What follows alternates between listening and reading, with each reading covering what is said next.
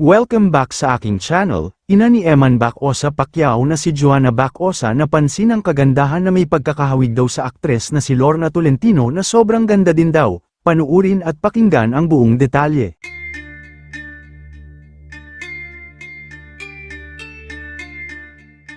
Hindi nga lang ngayon si Eman Bacosa Pacquiao ang pinag-uusapan ng mga netizens dahil sa angking kagwapuhan nito.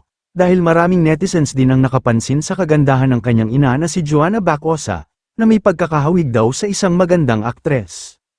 Napansin ito ng netizens nang mag-guest si Eman sa Fast Talk na ipinalabas kahapon November 18, 2025, kung saan kasama niya ang kanyang ina na si Joanna, na tinututukan din ng kamera ng panandalian kapag nagsasalita na si Eman.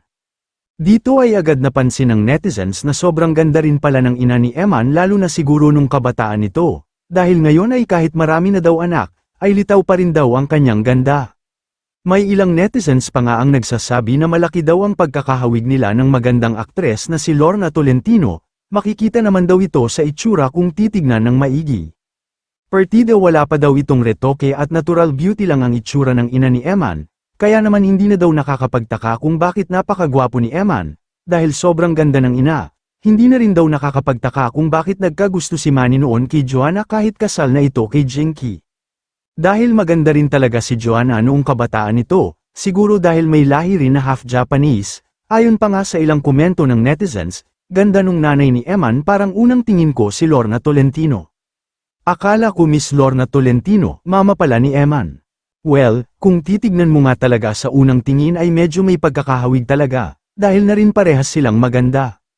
Ayon pa sa ilang netizens, siguro kung may pera-pera pa nga daw ang ina ni Eman kagaya ni Jinky ay baka mas lalo pa itong gumanda dahil maaalagaan nito ang kanyang katawan, pero dahil mahirap nga lang sila at simple ang pamumuhay ay hindi na nito nagawa ang magpaayos.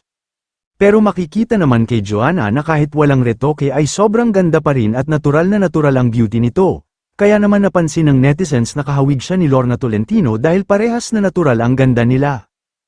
Kayo mga ka-showbiz, anong masasabi nyo sa ating showbiz topic ngayon? Kung may opinion kayo ay magkomento lang kayo sa aking comment section. At syempre kung bago pa lang kayo sa aking channel ay mag-subscribe na kayo para lagi kayong updated sa mga showbiz trends na ina-upload ko. Maraming salamat po.